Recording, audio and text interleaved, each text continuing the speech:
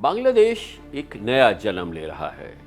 بھارت نواز عوامی لیگ کا دور ختم ہو چکا ہے اور پاکستان دوست BNP یعنی بنگلہ دیش نیشنلسٹ پارٹی اقتدار کا دروازہ کھٹکھٹا رہی ہے۔ 12 فروری 2026 کو الیکشن میں سابق وزیر اعظم مرحومہ بیگم خالدہ ضیاء کی سیاسی جماعت BNP کی اقتدار میں واپسی کے امکانات بہت روشن ہیں۔ تاہم جماعت اسلامی بھی میدان میں اتری ہے، جس نے جنوری کے آخر میں اپنی انتخابی کیمپین کا آغاز بھی کر دیا ہے۔ بنگلہ دیش کی سیاست میں یہ الیکشن محض الیکٹرل ڈیولپمنٹ نہیں بلکہ ساؤتھ ایشین پالیٹکس میں دور رس تبدیلی کا اشارہ ہے۔ طویل عرصے کی قید کے بعد پچھلے سال 30 دسمبر کی صبح بیگم خالدہ ضیاء کے انتقال کی خبر نے تبدیلی کی سیاسی فضا میں سمپتھی فیکٹر اور جذباتی شدت میں بہت زیادہ اضافہ کیا۔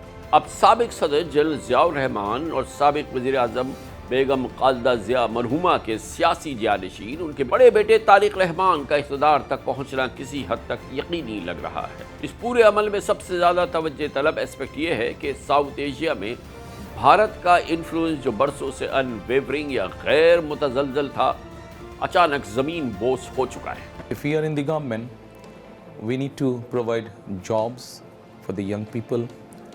We need to provide, bring businesses in the country so that jobs can be created, people can have a better life. We need to provide medical service for our people. We need to provide, rebuild the education system for our people. There are many challenges. And to fight these challenges, of course, in this world, a single country cannot fight it. They need friends, of course, we need friends. بنگلہ دیش کی سیاست میں آنے والا یہ زلزلہ کسی ایک دن کا واقعہ نہیں بلکہ کرپشن، اکنامک پریشر اور پولیٹیکل سٹیل میٹ کے نتیجے میں طویل پبلک انریسٹ کا نتیجہ ہے۔ اس میں اسٹوڈنٹس یعنی جین زی اور بڑے پیمانے پر عوامی احتجاج تحریک نے اگست 2024 میں سابق وزیر اعظم شیخ حسینہ واجد اور عوامی لیگ کو اقتدار سے نکال باہر کیا تھا۔ حسینہ واجد کو انڈیا میں پناہ لینی پڑی تھی۔ بنگلہ دیش کی عدالتیں انہیں سزائے موت سمیت عمر قید کی سزائیں سنا چکی ہیں، لیکن وہ تقریباً 1.5 سال سے انڈیا میں جلا وطن ہیں۔ We have decided to inflict her with only one sentence, that is sentence of death. اس لیے 12 فروری کو ہونے والے الیکشن بنگلہ دیش میں محض انتخابی مرحلہ نہیں رہے بلکہ سیاسی تبدیلی کا ایک بہت بڑا فیصلہ کن موڑ بن چکے ہیں۔ Bangladesh will never experience free and fair election until the shadow Yunus caste is lifted from the people of Bangladesh. Only then can we start a process, including the Awami League, to bring the power back to the people of Bangladesh. The entire nation must rise, united and galvanized by the spirit of our great liberation war, to overthrow the foreign serving puppet regime of this national enemy at any cost. The brave sons and daughters of Bangladesh must defend and restore the constitution written in the blood of martyrs, reclaim our independence, safeguard our sovereignty, and revive our democracy. حسینہ واجد کے اقتدار میں آنے کے بعد سے بیگم Khaleda Zia jail میں تھی۔ ان کے بیٹے طارق رحمان پر مختلف کیسز تھے۔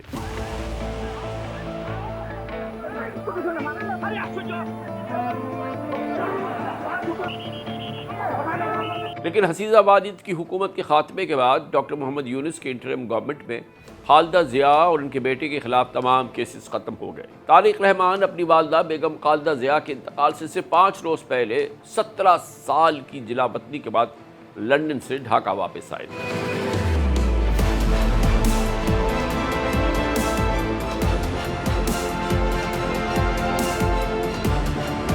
انہوں نے اپنی پہلی عوامی ریلی میں بنگلہ دیش میں اکنامک اور ڈیموکریٹک رائٹس کی بحالی کا وعدہ کر دیا۔ محترم بزرگوں اور محلے کے دوستوں، ہم آج یہاں کئی برسوں بعد ایک باقاعدہ انتخابات سے قبل جمع ہوئے ہیں۔ اس بڑے اجتماع کو دیکھ کر مجھے خوشی ہو رہی ہے۔ مجھے یقین ہے ہم نے آپ کے لیے اپنی جماعت کی طرف سے درست امیدوار کا انتخاب کیا ہے۔ ملک چلانے کے لیے ہمیں کیا چاہیے؟ तजर्बा मुल्क को चलाने के लिए प्रोग्राम और मंसूबा बंदी की जरूरत होती है। मोहतरम भाइयों और बहनों, बांग्लादेश की तमाम सियासी जमातों में से सिर्फ बीएनपी के पास अवाम के सामने पेश किया गया एक ठोस और वाज़े मंसूबा मौजूद है। मई 2025 से बांग्लादेश में हसीना वाजिद की पार्टी अवामी लीग पर सियासी पाबंदी है, वो हिस्सा नहीं ले सकेगी इलेक्शन में। ऐसे में बीएनपी बांग्लादेश की सबसे बड़ी पॉलिटिकल जमात के तौर पर सामने आ चुकी है। ढाका, चिटगांव, खुलना, सिलहट, राजशाही, इन तमाम बड़े शहरों में खालिदा जिया के इंतकाल का गम पावरफुल पॉलिटिकल डायनेमिक्स में बदल चुका है। This is a big time loss for us, for the country as well, and we have lost a great leader. She was unconditionally a great leader. I don't think someone else can fill that gap. For the last 17 years, she gave her everything, that her son, her eldest son, everything is her family. She sacrificed everything, but she, for not a single time, she did not let her finger down. अगरचे Bangladesh nationalist party अपनी leader बेगम खालिदा जिया से महरूम हो चुकी है, लेकिन इस development ने बीएनपी के इलेक्शन कैंपेन में एक नई रूह फूंक दी है। बांग्लादेश के शहरों से लेकर दूर दराज देही इलाकों तक एक मुश्तरका आवाज़ सुनाई दे रही है, जो अवामी लीग की करप्शन और सियासी तकसीम के खिलाफ उठ खड़ी हुई है। बांग्लादेश की पूरी कौम इस वक्त अवामी लीग के खिलाफ खड़ी हो चुकी है। What we saw in the previous regime or in the previous time, that the people of Bangladesh were treated politically, that which political bloc they belong to. But I want to see a change in this perspective, that the people of this country will not be treated politically for their political, the political bloc or political party affiliation. But I hope that the people of this land will be treated as a citizen, they will be given the citizen rights, the basic rights. একটা প্রবাদ খুব করে চলছে এখন। मौजूदा सूरत हाल बिल्कुल उस कहावत की अक्कासी करती है कि पुरानी शराब नई बोतल में है। मेरे ख्याल में ये तहरीक सिर्फ चंद लोगों के लिए ही फ़ायदेमंद साबित हुई है, हालांकि इसका असल मकसद हमारे जमहूरी मुतालबात और रिवायात की बहाली था, जबकि मजमूई तौर पर आवाम को इससे कुछ भी हासिल नहीं हुआ।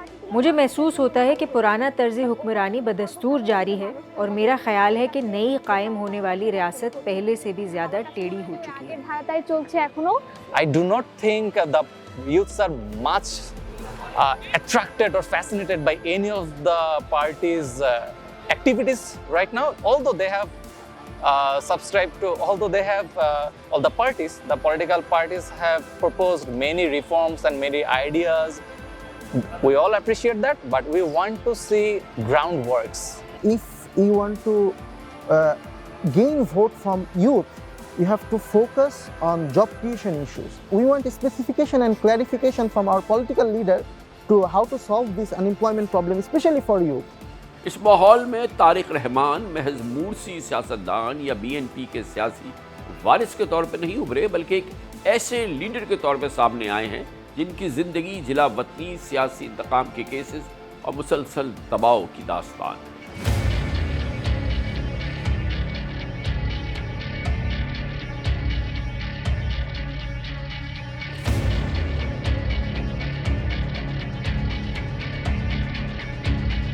जनरल ज़ियाउर रहमान और बेगम खालिदा जिया की इंतखाबी सियासत के बरक्स तारिक रहमान की election campaign good governance, transparency, economic reforms और एक नई रीजनल सोच पर फोकस है। पूरी दुनिया का मीडिया कहता है कि बांग्लादेश में 12 फरवरी को इलेक्शन के बाद आने वाली मुमकिन तब्दीली के असरात सबसे ज़्यादा ढाका और नई दिल्ली के ताल्लुकात में आएंगे, भारत और बांग्लादेश के ताल्लुकात पर। ये तो तय है कि बांग्लादेश में बीएनपी की हुकूमत बने या जमात इस्लामी अपने 8 जमाती इलेक्शन अलायंस के साथ इक़्तिदार में आए। अब साउथ एशिया में नरेंद्र मोदी और हसीना वाजिद जैसा पॉलिटिकल नेक्सस दोबारा कायम होना नामुमकिन है। पूरी दुनिया ने देखा कि इंडिया और बांग्लादेश की स्ट्रेटेजिक पार्टनरशिप अगस्त 24 में धड़ाम से गिर गई थी। इसमें इकोनॉमिक कॉरिडोर से लेकर कल्चरल कोऑर्डिनेशन तक तमाम मामला शामिल थे। इसकी सबसे बड़ी मिसाल T20 वर्ल्ड कप के हवाले से बांग्लादेश और भारत के दरमियान मैच वेन्यू का हालिया तनाज़ा है। बांग्लादेश ने सिक्योरिटी खदशात के पेश नज़र अपने मैचेस श्रीलंका मुंतकिल करने की दरख्वास्त की। बांग्लादेश ने कह दिया वो भारत में नहीं खेलेगा। इसे ICC, जिसमें भारत का गलबा है, मुस्तरद कर दिया। पाकिस्तान ने इस मौके पर बांग्लादेश का भरपूर साथ दिया और वेन्यू की तब्दीली के लिए बांग्लादेश के हक़ में वोट देते हुए ICC के खिलाफ डबल स्टैंडर्ड का इल्ज़ाम लगाया। चेयरमैन पीसीबी मोहसिन नकवी ने यहाँ तक कहा कि बांग्लादेश को नाइंसाफी का सामना करना पड़ा। मेरा ख्याल है बांग्लादेश के साथ ज्यादती हुई है और मैंने आईसीसी की बोर्ड की मीटिंग में भी यही कहा था, आप डबल स्टैंडर्ड्स नहीं कर सकते हैं कि एक मुल्क के लिए आप कहें कि जी जो मर्जी जब मर्जी फैसला कर ले और दूसरे मुल्क के लिए टोटली अपोजिट फैसला करें। और इसीलिए हमने ये स्टैंड लिया है कि बांग्लादेश के साथ ज्यादती हो रही है, बांग्लादेश को हर सूरत में वर्ल्ड कप में उनको खिलाना चाहिए, वो एक बड़ा स्टेक होल्डर है और उनके साथ ये ज्यादती नहीं होनी चाहिए। यहाँ तक कि पाकिस्तान ने भारत के खिलाफ मैच के बॉयकॉट का ऐलान कर दिया था। T20 वर्ल्ड कप जो है उस हवाले से हमने बड़ा वाज़ेह स्टैंड लिया है कि हम हिंदुस्तान के ख़िलाफ़ जो मैच है वो हम नहीं खेलेंगे, क्योंकि पाकिस्तान ने कहा कि ये खेल का मैदान है, ये सियासत नहीं है। खेल के मैदान में सियासत बिल्कुल नहीं होनी चाहिए। हमने एक बड़ा सोच समझ के हमने स्टैंड लिया है और इस हवाले से हमें बांग्लादेश के साथ पूरी तरह खड़े होना चाहिए इंशाअल्लाह। और ये बहुत मैं समझता हूँ कि मुनासिब फैसला है। मगर दोस्त मुल्कों की दरख्वास्त पे पाकिस्तानी क्रिकेट टीम को 15 फरवरी को भारत के खिलाफ T20 वर्ल्ड कप का मैच खेलने की इजाज़त मिल गई है। इस ज़मने में बांग्लादेश के क्रिकेट बोर्ड के सदर ने पाकिस्तान का दौरा किया, भारत के साथ T20 वर्ल्ड कप मैच खेलने की फॉर्मल रिक्वेस्ट की और उन्होंने कहा कि पाकिस्तान का बांग्लादेश की हिमायत में गैर मामूली ताउन बहुत काबिल तहसीन है।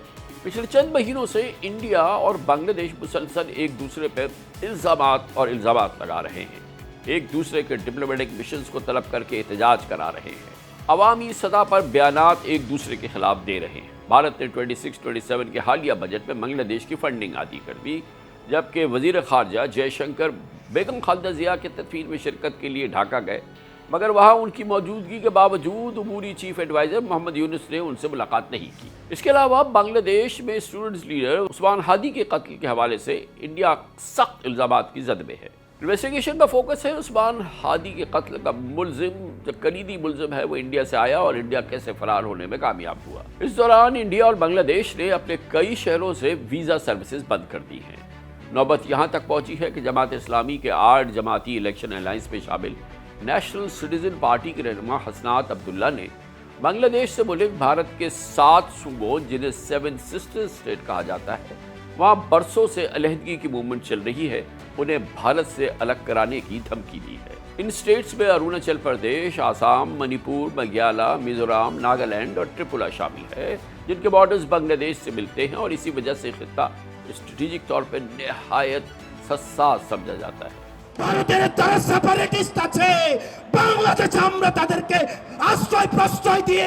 अगर भारत अलहदगी पसंद ग्रोहों की हिमायत करता है तो हम भी भारत के अलहदगी पसंदों को पनाह और हिमायत देंगे और बांग्लादेश के जरिए 7 सिस्टर स्टेट्स को भारत से अलग कर देंगे। जो लोग हमारे मुल्क में अदम इस्तेहकाम पैदा करने की कोशिश कर रहे हैं, जिन्होंने हादी भाई को कत्ल किया, जो इंतखाबात को सबताज करना और मुल्क को गैर मुस्तहकम करना चाहते हैं, भारत इन्हें पनाह, हिमायत और सरपरस्ती फराहम कर रहा है। जो लोग सरहद पर हमारे भाइयों और बहनों को कत्ल करके लटका देते हैं, इनकी पुष्पनाही भी भारत कर रहा है। अगर भारत ऐसी क़ुव्वतों की हिमायत जारी रखता है तो हम भी जवाबन भारत के अलहदगी पसंदों की हिमायत करेंगे और 7 सिस्टर स्टेट्स को अलग कर देंगे। ये बात दिन की रोशनी की तरह आया है कि भारत इन्हें माली मदद, असलहा और तरबियत फराहम कर रहा है ताकि वो बांग्लादेश के खिलाफ खड़े हों। हमें यह भी याद है कि शेख मुजीबुर रहमान और उनकी बेटी हसीना वाजिद के दौरे हुकूमत में नई दिल्ली को ये स्ट्रेटेजिक एज तक हासिल रहा कि वो बांग्लादेश की सरजमीन को अपने स्ट्रेटेजिक मकासद के लिए इस्तेमाल करता रहा। कौन नहीं जानता कि पिछले 15 सालों के दौरान हसीना वाजिद हुकूमत पे ढाका की फॉरेन पॉलिसी नई दिल्ली के मफादात से मिलाकर बनाई जाती थी।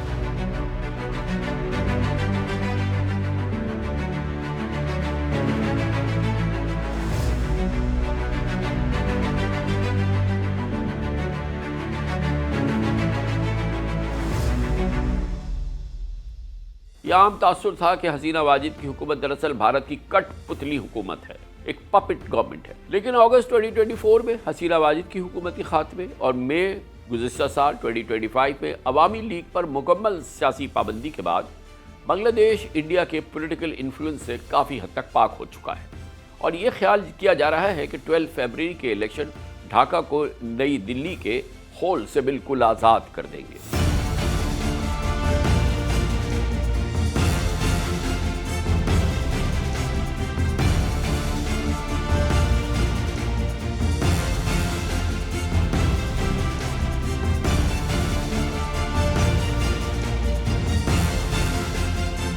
بیک گراؤنڈ میں پاکستان اور بنگلہ دیش کے تعلقات میں ایک نئی گرم جوشی مسلسل بڑھ رہی. برسوں کی سرد مہری، تاریخی تلخیوں اور سفارتی دوریوں کے باوجود عوامی لیگ کے زوال نے پاکستان اور بنگلہ دیش کے فاصلے ختم کر دیے ہیں.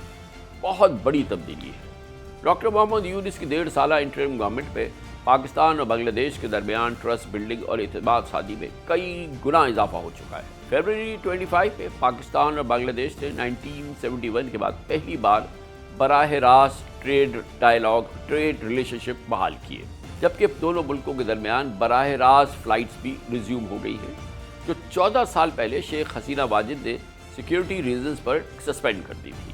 29 جنوری کی رات کو ڈھاکہ سے بیمان بنگلہ دیش ایئر لائنز کی پہلی ڈائریکٹ فلائٹ کراچی کے جناح انٹرنیشنل ایئرپورٹ پر لینڈ کری تھی. پچھلے 1 سال کے دوران پرائم منسٹر شہباز شریف اور چیف ایڈوائزر ڈاکٹر محمد یونس کی مختلف انٹرنیشنل فورمز پر 3 ملاقاتیں ہو چکی ہیں. اس کے علاوہ deputy prime minister foreign minister Ishaq Dar نے اگست 25 میں ڈھاکہ کا دورہ کیا تھا، جو 13 ایئر کے بعد کسی پاکستانی فارن منسٹر کا دورہ بنگلہ دیش تھا. We had covered wide range of areas: trade, economy, investments, mutual cooperation on security, defense, all sorts of areas under the sun. And we had unanimity of view. We did not have any difference of opinion, which is a very healthy thing. So we also signed today 1 agreement and 5 MOUs.